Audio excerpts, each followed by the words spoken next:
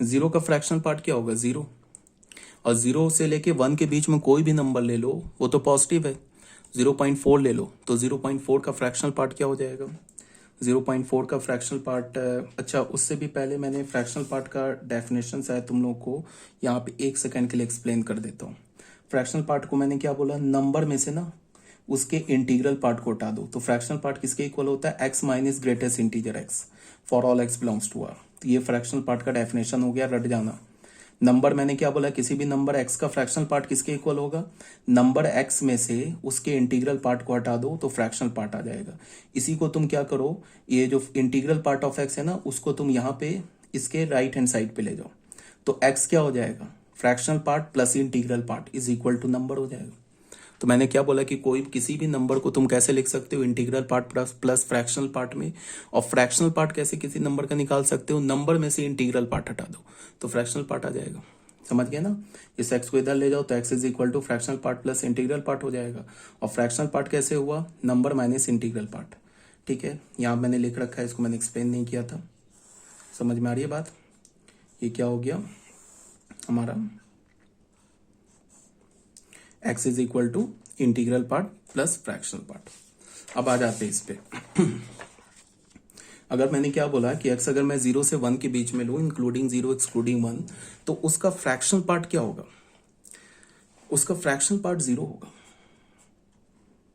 0.1 ले लो, सॉरी गलत बोल रहा हूं, फ्रैक्शनल पार्ट क्या होगा, सॉरी फ्रैक्शनल पार्ट क्या हो जाएगा उसका, अगर मैं कोई भी नंबर ले लूं 0 से लेके 1 के बीच में, तो उसका फ्रैक्शनल पार्ट क्या हो जाएगा, उसका fractional part same number x हो जाएगा। अगर तुम एक्स उठाते हो ना, 0 पॉइंट मान लो 1 उठा लिया, तो 0.1 का फ्रैक्शनल पार्ट क्या हो जाएगा, 0.1। अगर तुमने ले लिया 0.9, 0 से 1 के बीच में नंबर है ना 0.9, तो 0.9 का अगर तुमने फ्रैक्शनल पार्ट लिया तो क्या हो जाएगा 0.9। 0.5 का अगर तुमने फ्रैक्शनल पार्ट लिया तो क्या हो जाएगा 0.5।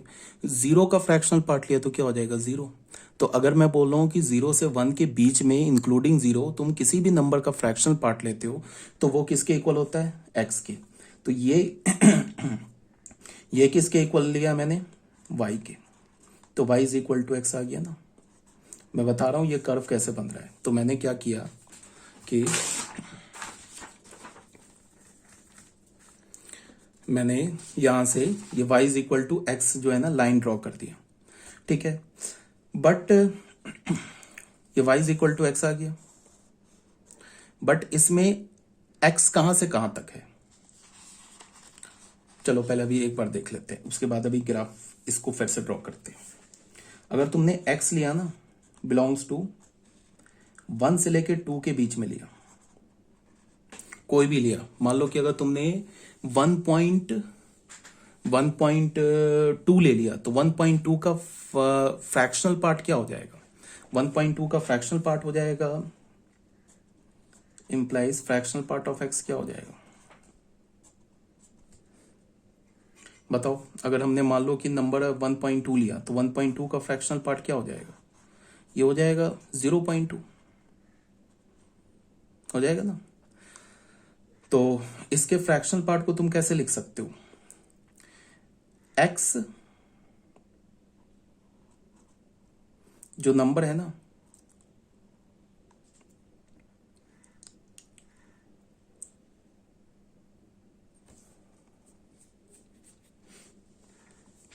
एक्स में से अगर तुम -1 सब्ट्रैक्ट कर दो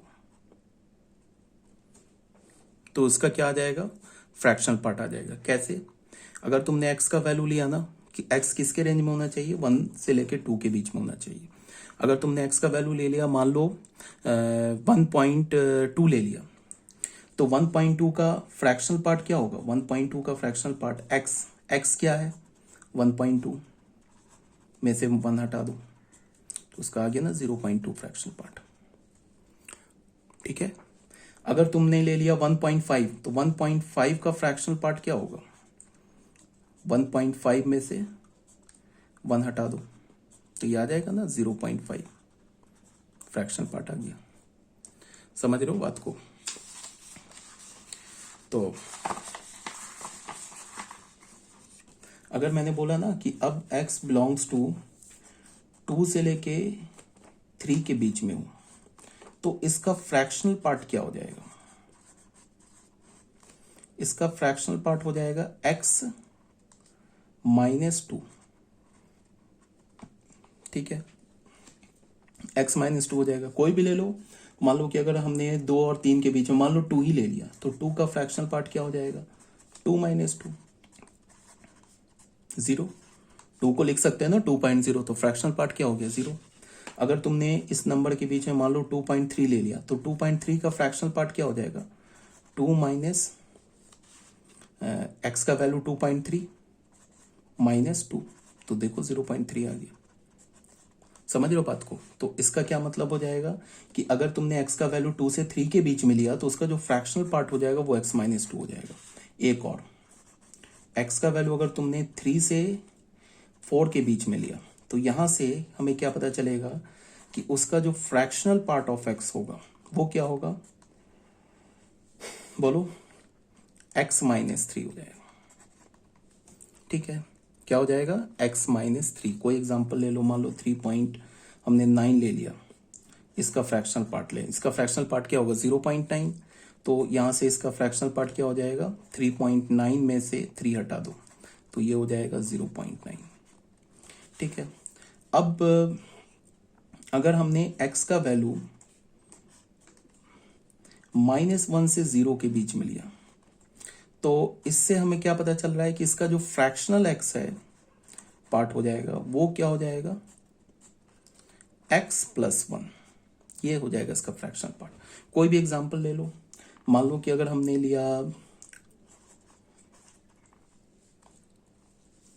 0.9 का फ्रैक्शनल पार्ट। ठीक है, तो 0.9 का फ्रैक्शनल पार्ट क्या हो जाएगा? x क्या हमारा? 0.9। ठीक है, -0.9 का लिया, तो क्या x हमारा -0.9 + 1 कर दिया, तो ये क्या हो गया? 0.1। ये आ गया इसका फ्रैक्शनल पार्ट। अगर मान लो हमने x का वैल्यू ले लिया -0.5, ये लाई कर रहा है ना -1 से 0 के बीच में, तो इसका फ्रैक्शनल पार्ट क्या बोला? x + 1। तो x क्या हमारा? -0.5 + 1 कर दिया, तो क्या हो गया? 0.5 आ गया इसका फ्रैक्शनल पार्ट। अगर मैंने x का वैल्यू -2 से लेके -1 के बीच में लिया, तो यहां से हमें क्या पता चलेगा कि इसका जो फ्रैक्शनल पार्ट ऑफ x हो जाएगा वो किसके इक्वल होगा? x + 2 के इक्वल होगा। मीन्स क्या है कि अगर तुमने x = ले लिया, मान लो -1.6 ले लिया, ये -1.6 इसके बीच में लाई करता है, तो यहां से फ्रैक्शनल पार्ट ऑफ x का क्या हो जाएगा? -1.6 + 2 क्या हो जाएगा? 0.4। ये ऑलरेडी बता रखा है ना मैंने कि अभी निगेटिव नंबर में तुम फ्रैक्शनल पार्ट कैसे निकालते हो, निगेटिव नंबर का फ्रैक्शनल पार्ट कैसे निकालते हो। और अब अगर फॉर्मूले से देखो फ्रैक्शनल पार्ट निकालते हैं निगेटिव नंबर का, क्या होता है? फॉर्मूला हमारा x - ग्रेटेस्ट इंटीजर x होता है। ये फॉर्मूला यहाँ पे है ना, लिखवाया मैंने, फॉर्मूला लिखवाया ना, x - ग्रेटेस्ट इंटीजर x। तो x का वैल्यू क्या है? x का वैल्यू है -1.6 माइनस ग्रेटेस्ट इंटीजर ऑफ -1.6, तो ये तो हो गया -1.6। ये -1.6 का ग्रेटेस्ट इंटीजर क्या हो जाएगा? 2 हो जाएगा। इसका तो क्या हो जाएगा? -2। तो ये आ गया ना हमारा -1.6 + 2, ये 0.4 हो गया। और ये मैंने ऑलरेडी अभी बता रखा है कि अगर कोई भी निगेटिव नंबर है तो उसके निगेटिव नंबर का फ्रैक्शनल पार्ट कैसे निकालते हो? जो डेसिमल के बाद लिखा हुआ है ना उसको 1 से सब्ट्रैक्ट कर दो। अगर ये +1.6 होता ना तो फ्रैक्शनल पार्ट सीधे डेसिमल के बाद जो नंबर लिखा होता वो आ जाता। अगर ये निगेटिव है तो इसका फ्रैक्शनल पार्ट कैसे निकालोगे? जो डेसिमल के बाद लिखा है ना 0.6, ठीक है, उसको 1 से सब्ट्रैक्ट कर दो, तो 1 - 0.6 0.4 आ जाएगा। तो कहने का क्या मतलब है, ये सब समझाने का ये मतलब हुआ कि अगर हमारा x बिलोंग कर रहा है, बात को अब ध्यान से देखो, 0 से 1 के बीच में, ग्राफ कैसे आ रहा है वो बता रहा हूं, तो ये इंप्लाई क्या कर रहा है कि फ्रैक्शनल ऑफ x, जिसको हम y बोलते हैं, ये किसके इक्वल होगा? x के इक्वल होगा। अगर x हमारा बिलोंग कर रहा है 1 से लेके 2 के बीच में, तो फ्रैक्शनल पार्ट ऑफ x, जिसको हम y बोलते हैं, ये किसके इक्वल होगा? x + 1 के। x माइनस वन के, सॉरी, अगर x हमारा बिलोंग कर रहा है 2 से लेके 3 के बीच में, तो यहाँ से फ्रैक्शनल पार्ट ऑफ x किसके इक्वल होगा, जिसको हम y बोलते हैं, ये x माइनस टू के। अगर x बिलोंग कर रहा है 3 से लेके 4 के बीच में, तो फ्रैक्शनल पार्ट ऑफ x किसके इक्वल होगा, जिसको y बोलते हैं x minus three and so on. ये तो पॉजिटिव नंबर के लिए ऐसे आ गया। अब अगर मैं बोल रहा हूँ x बिलोंग कर रहा है -1 से लेके 0 के बीच में, तो इसका जो फ्रैक्शनल पार्ट होगा वो क्या हो जाएगा, y is equal to x plus one. अगर x बिलोंग कर रहा है -2 से लेके -1 के बीच में, तो इसका जो फ्रैक्शनल पार्ट ऑफ x होगा ना, जिसको हम y बोलते हैं, ये क्या हो जाएगा, x प्लस टू। अगर x बिलोंग कर रहा है -3 से -2 के बीच में, तो इसका जो फ्रैक्शनल पार्ट ऑफ x हो जाएगा, ये क्या हो जाएगा, x प्लस थ्री। ठीक है, अब आते हैं ग्राफ पे। देखो ग्राफ कैसे आ रहा है इसका, फ्रैक्शनल पार्ट ऑफ x का, वो बता रहा हूं मैं तुम्हें। देखो ये स्ट्रेट लाइन ड्रॉ करो पहले, y is equal to x draw करो, y is equal to x minus one draw करो, y इज इक्वल टू, ये सब स्ट्रेट लाइन ड्रॉ कर लो पहले। ये सारे है ना, ये सब तो स्ट्रेट लाइन, इसको ड्रॉ करो।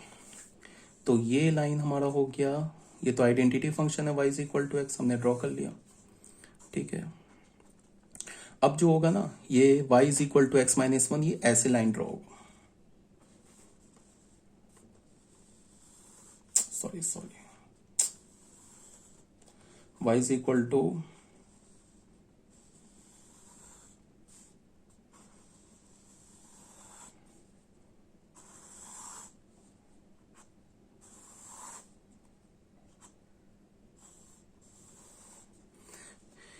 ये पॉइंट हो गया 0, इस पॉइंट का कोऑर्डिनेट 1,0, इस पॉइंट का कोऑर्डिनेट क्या होगा, इस पॉइंट का कोऑर्डिनेट -1,0।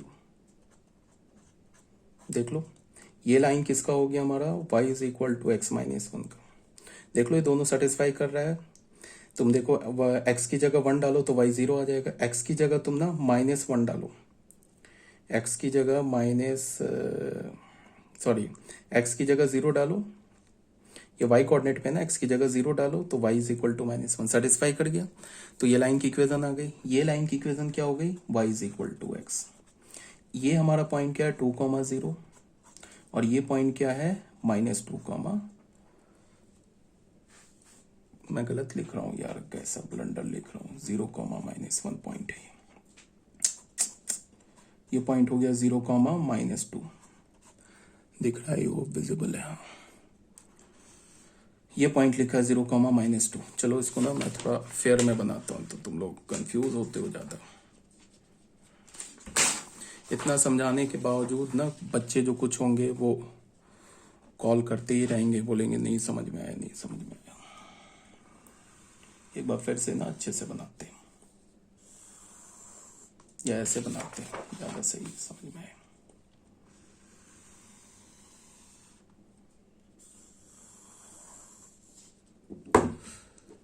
सॉरी, ठीक है।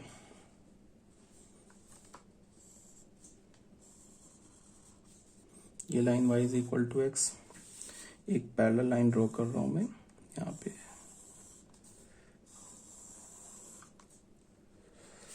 विजिबल है ना,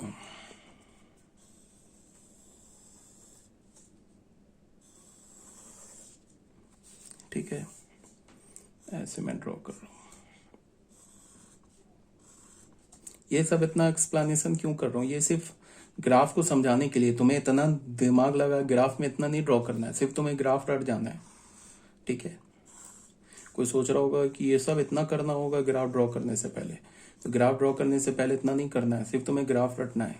ये तो बस समझाने के पॉइंट ऑफ व्यू से मैं कर रहा हूँ। ये लाइन क्या है हमारा, y is equal to x, ठीक है, विजिबल है। ठीक है, ये पॉइंट क्या हमारा 1,0, और ये पॉइंट क्या है, x कोऑर्डिनेट 0,-1। ये पॉइंट क्या हमारा 2,0, और ये पॉइंट क्या हमारा 0,-2। ये पॉइंट क्या हमारा 3,0, ये पॉइंट क्या हमारा 0,-3। ठीक है, ये पॉइंट क्या हमारा -1, और ये पॉइंट क्या है 0, 1। ये पॉइंट क्या है हमारा -2, 0, और ये पॉइंट क्या हमारा 0, 2। ठीक है, अब ये लाइन 0, -3, इस लाइन को तो मैंने y is equal to x बोल दिया, इस लाइन को मैंने बोला y is equal to x-1, इस लाइन को मैंने क्या बोला y is equal to x-2, इस लाइन को क्या बोला y is equal to x-3। ऐसे करके इस लाइन को इधर बढ़ाते जाओगे, और ये लाइन क्या हो जाएगा y is equal to x+1, ये लाइन क्या हो जाएगा y is equal to x+2। एक और लाइन ड्रॉ करोगे यहाँ से ऐसे करके, तो ये लाइन की इक्वेशन क्या हो जाएगी y is equal to x+3। अच्छा, एक बात 11th के बच्चों को समझा रहा हूँ, ठीक है, अगर समझ में आता है तो ठीक है, नहीं आता है छोड़ देना। अगर हम किसी भी कर्व को ना बिना रोटेट किए हुए राइट साइड में शिफ्ट करें, मतलब ऐसे कर्व है तो ऐसे ऐसे ना करे, ऐसे कर्व है ना तो बिना रोटेट किए या तो ऐसे शिफ्ट करें या तो ऐसे शिफ्ट करें। ठीक है, राइट साइड में जितने यूनिट शिफ्ट करेंगे ना, एक्स में अगर राइट साइड में शिफ्ट करेंगे, मान लो 2 यूनिट राइट साइड में, तो एक्स में ना जो x है ना फंक्शन का जो y है उसमें 2 सब्ट्रैक्ट हो जाएगा। बात को सुनो ध्यान से, अगर हम किसी कर्व को ऐसे है ना ऐसे राइट साइड में ऐसे शिफ्ट करूं, ठीक है, तो जो y है ना y उसमें अगर 1 यूनिट शिफ्ट करूंगा तो 1 सब्ट्रैक्ट हो जाएगा, 2 यूनिट अगर शिफ्ट करूंगा तो 2 सब्ट्रैक्ट हो जाएगा, 3 यूनिट शिफ्ट करूंगा राइट साइड तो 3 सब्ट्रैक्ट हो जाएगा। अगर मैं कर्व को ना ऐसे उठा के 1 यूनिट लेफ्ट साइड शिफ्ट कर दूं तो 1 ऐड हो जाएगा, 2 यूनिट लेफ्ट साइड शिफ्ट कर दूं तो 2 ऐड हो जाएगा। अब तुम ऐसे इसको भी समझो, ये लाइन है ना हमारा y is equal to x, इसको मैंने क्या किया, ऐसे था, ये लाइन ऐसे था, इसको मैंने एग्जैक्टली ऐसे लाके ऐसे कुछ घुमाया, ऐसे वैसे नहीं किया है, इस लाइन को ऐसे शिफ्ट करके यहाँ पे ला दिया, 1 यूनिट शिफ्ट कर दिया ना, तो y is equal to x में y में 1 ऐड हो गया, सॉरी 1 सब्ट्रैक्ट हो गया, तो y किसके इक्वल हो गया x-1 के। फिर इस लाइन को फिर समझो हमने 2 यूनिट आगे कर दिया तो x-2 हो गया, फिर क्या हो गया x-3 हो गया, इसको हमने इधर शिफ्ट कर दिया। किसी भी कर्व के लिए, दुनिया के किसी भी कर्व के लिए वैलिड है ये, ठीक है। अगर y इज इक्वल टू हमारे पास fx कर्व है, ठीक है, y इज इक्वल टू हमारे पास fx कर्व है, अगर मैंने y is equal to fx curve को अल्फा यूनिट राइट साइड में शिफ्ट कर दिया तो फिर हमारा जो नया कर्व का इक्वेशन क्या हो जाएगा, y is equal to fx minus alpha. ठीक है, अगर हमने अल्फा यूनिट लेफ्ट साइड में शिफ्ट कर दिया तो y इज इक्वल टू क्या हो जाएगा, fx प्लस अल्फा। तो यहाँ पे मैं क्या बोल रहा हूँ, यहाँ पे मैं ये बता रहा हूँ कि हमारा कर्व है ना, इसको मैंने 1 यूनिट राइट साइड में शिफ्ट किया तो ये हमारा क्या y is equal to x curve है तो माइनस ऐड हो गया। एक तो तुम ऐसे भी याद कर सकते हो, इसको लेफ्ट साइड में शिफ्ट किया तो +1। ये कहाँ से आ गया, क्यों हो गया, 12th क्लास के बच्चे जानते हैं, ये ट्रांसफॉर्मेशन ऑफ कर्व से आता है। 11th क्लास के बच्चों को ऐसे समझा रहा हूँ, अगर नहीं समझ में आया क्या बोला मारो गोली। तुम तो ऐसे याद रखो कि इस लाइन के इस दोनों कोऑर्डिनेट को यहाँ डालो, ये सेटिस्फाई कर जाएगा, इस दोनों कोऑर्डिनेट को यहाँ डालो, इसको सेटिस्फाई कर जाएगा। डाल के देख लो, x का वैल्यू 2 डालो, y 0 आ गया, देख लो y 0, x का वैल्यू -0 डालो, y -2 आ गया, यहाँ पे x का वैल्यू 3 डालो, y 0 आ गया, और x का वैल्यू तुम 0 डालो तो y -3 आ गया। इसी तरह से सेटिस्फाई कर जाएगा। ये तो बात हो गई सही। तो अभी तक हमें ये कहाँ से मिला, हमें यहाँ से हमें मिला, हमने क्या किया, इन सारे कर्व को ड्रॉ कर लिया, इन सारे कर्व को ड्रॉ कर लिया, ये सारे कर्व को हमने ड्रॉ कर लिया। अब क्या है कि ये कर्व कहाँ से कहाँ तक वैलिड है, ये देखो, ये कर्व जो है ना x के, ये कर्व कहाँ से कहाँ तक वैलिड है, इस डोमेन के लिए वैलिड है, सिर्फ x 0 से लेके 1 के बीच के लिए वैलिड है। तो ये जो y is equal to x curve है ना, ये 0 से लेके 1 के बीच के लिए वैलिड है, तो 0 और 1 के क्रॉसपॉन्डिंग जाएंगे ना तो इस कर्व पे यहाँ पे होल लगा देंगे ऐसे। ये कर्व जो है एक्चुअल में थोड़ी सी मिस्टेक हो गया, ये नहीं हो रहा है, ये पॉइंट जो है ना थोड़ा गड़बड़ बन गया, ये पॉइंट को एग्जैक्टली यहाँ पे आना चाहिए था। तुम लोग अभी भी कंफ्यूज कर जाओगे अगर मैं इसको सही नहीं करूंगा ना। ये जो पॉइंट है ना, ये तो मैंने रफ डायग्राम ड्रॉ किया ना, ये पॉइंट एग्जैक्टली इसके ऊपर आना चाहिए, मतलब ये कर्व है ना, ये ऐसे जाना चाहिए था ये कर्व को। मान लो ये कर्व ऐसे ही जा रहा है ना, तो जब ये जाता ना तो ये एग्जैक्टली 0,1 के आगे यहाँ पे आएगा, ये कर्व नहीं है, समझ में, ये मैंने रफ डायग्राम ड्रॉ किया है ना, तो ये कर्व ऐसे जा रहा है, समझ गया बात को, ये नहीं है, ये वाला पॉइंट है। ठीक है, तो ये x कहां से कहां तक, 0 और 1 के लिए वैलिड, 1 के लिए नहीं वैलिड है, तो 1 के क्रॉसपॉन्डिंग जो कर्व है ना, ये जो कर्व है ना y is equal to x, इस पर हमने 1 के क्रॉसपॉन्डिंग जो y का वैल्यू मिल रहा है उस पर होल लगा दिया। इसका मतलब 0 से 1 के बीच में ये कर्व आया, सिर्फ ये होल आया। ठीक है, अब ये वाला जो कर्व है ना, ये वाला जो कर्व है y is equal to x minus 1, ये कहां से कहां तक वैलिड है, 1 से लेकर 2 तक। तो 1 पे ये लाइन पे चलेंगे, 2 पे एग्जैक्टली आ रहा है यहाँ पे, फिर गड़बड़ हो रहा है। कोई बात नहीं है, गड़बड़ हो रहा है तो उसका इलाज है मेरे पास।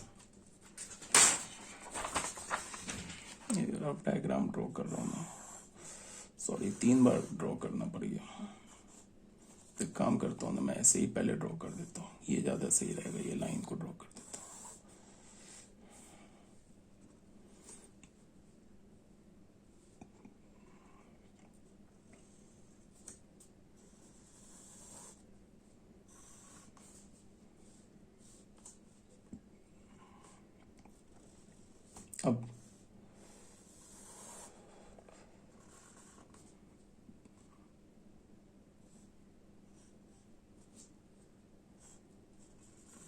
अब गड़बड़ नहीं होगा तो तुम लोग कंफ्यूज कर जाओगे, नहीं तो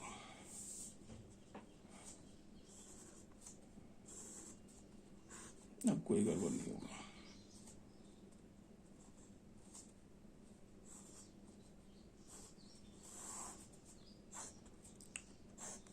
अब नहीं गड़बड़ होगा। ये लाइन क्या हो गया हमारा, y is equal to x, ये लाइन क्या हो गया, y is equal to x minus 1, ये लाइन क्या हो गया, y is equal to x minus 2, ये लाइन क्या हो गया, y is equal to x plus 1, ये लाइन क्या हो गया, y is equal to x plus 2, ये लाइन क्या हो गया, y is equal to x plus 3। ठीक है, और ये हो गया ओरिजिन। ठीक है, ऐसे करके तुम आगे यहाँ पे ऐसे करके बना सकते हो, एक और लाइन बना सकते हो यहाँ पे। ये पॉइंट क्या हो गया 1, ये क्या हो गया 2, ये क्या हो गया 3, इसको 1,0 2,0 भी लिख सकते हो। ये -1, ये -2, ये -3, ये हमारा 1, ये भी 1, ये ऊपर जाके यहाँ पे 2, ये -1, ये -2, ये -3। अब सुनो ध्यान से, ये लाइन कहां से कहां तक वैलिड है, y is equal to x. यहां से देखो y is equal to x कहां से कहां तक वैलिड है, सिर्फ डोमेन क्या होना चाहिए, 0 से लेके 1 के बीच में। देखो 0 से 1 के बीच में होना चाहिए, तो 0 पे तो है, और 1 पर एग्जैक्टली जाके हमने होल कर दिया इस कर्व पर। तो इस कर्व का ये वाला पार्ट हमारे किसी काम का नहीं है, और इसके ऊपर वाला पार्ट हमारे किसी काम का नहीं है, बिकॉज डोमेन हमने कहां से कहां तक लिया, 0 से 1 के बीच में लिया, तो ये कर्व आया फाइनल 0 से 1 के बीच में। ठीक है, अब 1 से लेके 2 तक, 1 से 1 भी इंक्लूडेड है, 2 इंक्लूडेड नहीं है, तो 2 के क्रॉसपॉन्डिंग ग्राफ पे जाके ऐसे होल बना दिया। ठीक है, बिकॉज 2, अगर x का वैल्यू 2 लोगे तो y का वैल्यू ये पॉइंट नहीं ले सकते हो, बिकॉज 2 1 से लेके 2 पर ये ग्राफ नहीं है ना, ये ग्राफ किसका, y is equal to x minus 1 का है ना, तो इस पे 2 पे तो वैलिड नहीं है ना ये, तो हमने 2 पे ऐसे होल बना दिया। तो 1 से लेके 2 तक के बीच में कर्व कहाँ आया, ये आया कर्व। फिर 2 से लेके 3, 2 से लेके 3 तक कौन सा, ये वाला कर्व है, y is equal to x minus 2, तो 3 के क्रॉसपॉन्डिंग ऐसे होल बना दिया, और 2 से लेके 3 तक ये वैलिड है। तो ये कर्व ये किसी काम का नहीं है, इसके नीचे ये सब किसी काम का नहीं है, इसके ऊपर ये किसी काम का नहीं है, ये किसी काम का नहीं है, ये सब हट जाएगा। फिर 3 से लेके अगर 4 तक है ये ना, ये एग्जैक्टली यहाँ पे क्या है, ये 4 है, ये 4 पे होल आएगा ऐसे। 4 पे हमारा 3 पे, तो 3 से लेके 4 पे नहीं वैलिड है ये, 4 के क्रॉसपॉन्डिंग यहाँ होल आएगा, तो ये कर्व आ जाएगा। अब तुम देखो -1 से लेके 0 के बीच में ये वाला कर्व है, ये है ना -1 से लेके 0 के बीच में, -1 से लेके 0 के बीच में क्या, y is equal to x plus 1, इसमें 0 इंक्लूडेड नहीं है। ठीक है, तो यहाँ पे एक होल बना दिया 0 के क्रॉसपॉन्डिंग। अगर ये होल नहीं बनाओ ना, तो इसका क्या मतलब हो जाएगा कि 0 पर फंक्शन का वैल्यू क्या हो जाएगा, 0,1, तो गलत हो जाएगा ना, 0 पर तो 0 का फ्रैक्शनल पार्ट तो 0 है ना, यहाँ पे होल बना। इसी तरह ग्राफ ऐसे चलेगा, यहाँ पे ये बना दिया, यहाँ पे ये बना दिया। तो ये मैंने तुम्हें बताया कि ये फ्रैक्शनल पार्ट का ग्राफ आ रहा है कैसे, फ्रैक्शनल पार्ट के ग्राफ को तुम बना रहे हो। अब इतनी मेहनत हमें नहीं करनी है, ये जो मैंने तुम लोगों को बताया ना, तुम्हें इतनी मेहनत नहीं करनी है, तुम्हें तो बस याद क्या रखना है वो बता रहा हूँ। एफ आर से आर, ठीक है, डिफाइन क्या किया, y is equal to f x. इसको लिखने का क्या मतलब हो गया, फ्रैक्शनल पार्ट ऑफ x, इसे हम फ्रैक्शनल पार्ट ऑफ x बोलते हैं, ऐसे लिखा। ये किसके इक्वल होता है, number minus integral part of x, ठीक है। तो ये फ्रैक्शनल पार्ट किसके इक्वल होता है, number minus integral part of x। तो कोई भी नंबर किसके इक्वल हो जाएगा, इंटीग्रल पार्ट, ये fractional part plus integral part. तुम्हें ये सब याद रखना है जो अभी बताया जा रहा है, ठीक है। और इसका फॉर्मूला क्या होगा, ये फॉर्मूला कह रहा हूं, ग्राफ क्या होगा, ग्राफ सिंपल याद रखना है ऐसे। एक हमने ऐसे लाइन बना दिया पहले, ये लाइन जो है ये ग्राफ का पार्ट नहीं है, इस पॉइंट का कोऑर्डिनेट क्या हो गया 0,1। एक लाइन ऐसे यहाँ पे होल, इसके नीचे, ये भी पार्ट नहीं है ग्राफ का, ये होल। इसको बस अलाइन करने के लिए ना ग्राफ को ये मैं ले रहा हूं, यहाँ पे होल, ये ऐसे,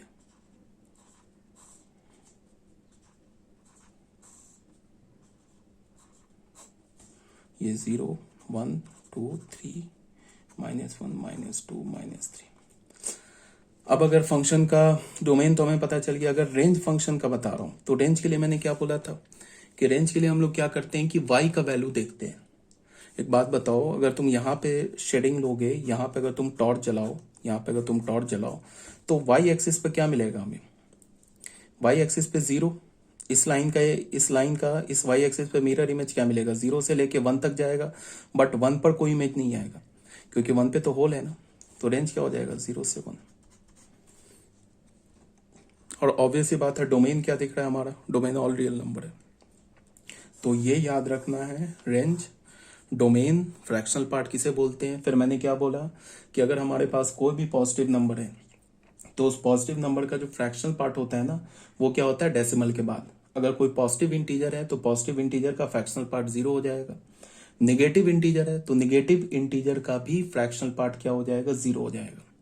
-4 का फ्रैक्शनल पार्ट 0 हो जाएगा, 3 का फ्रैक्शनल पार्ट 0 हो जाएगा, 0 का फ्रैक्शनल और इंटीग्रल पार्ट दोनों 0 हो जाएगा। अब अगर मैं बोल रहा हूं कि कोई भी पॉजिटिव रियल नंबर है डेसिमल में, जैसे 4.2 है, तो डेसिमल के बाद जो लिखा हुआ है ना वो सीधे उसका फ्रैक्शनल पार्ट हो जाएगा, और डेसिमल से जो पहले लिखा हुआ है वो उसका इंटीग्रल पार्ट हो जाएगा। बट अगर कोई नेगेटिव में लिखा हुआ है डेसिमल में -5.2, तो अगर मैं इसका फ्रैक्शनल पार्ट बोलूं तो फ्रैक्शनल पार्ट क्या होगा, जो डेसिमल के बाद लिखा है ना उसको 1 से सब्ट्रैक्ट कर दो, तो ये हो जाएगा इसका फ्रैक्शनल पार्ट। और इंटीग्रल पार्ट क्या हो जाएगा, -5 से पहले क्या होता है -6 ही हो जाएगा। अब देख लो, -6 integral part plus fractional part मिलके क्या हो जाएगा, नंबर -5.2। तो बस तुम्हें इतना ही बात को याद रखना, फाइनल, फुल एंड फाइनल यहाँ याद रखना है। ये सब जो मैंने एक्सप्लेनेशन दिया, ये ग्राफ कैसे आ रहा है, कैसे बन रहा है, वो सब बताया, ठीक है। तो फ्रैक्शनल पार्ट भी क्लियर हो गया होगा ठीक है। अब बच्चों आ जाओ सिग्नम फंक्शन में। सिग्नम फंक्शन, जैसे मैंने पहले बोला है कि जितने भी फंक्शन पढ़ा रहा हूं ये सारे फंक्शन इंपॉर्टेंट है। सिग्नम फंक्शन क्या होता है, ये देखो,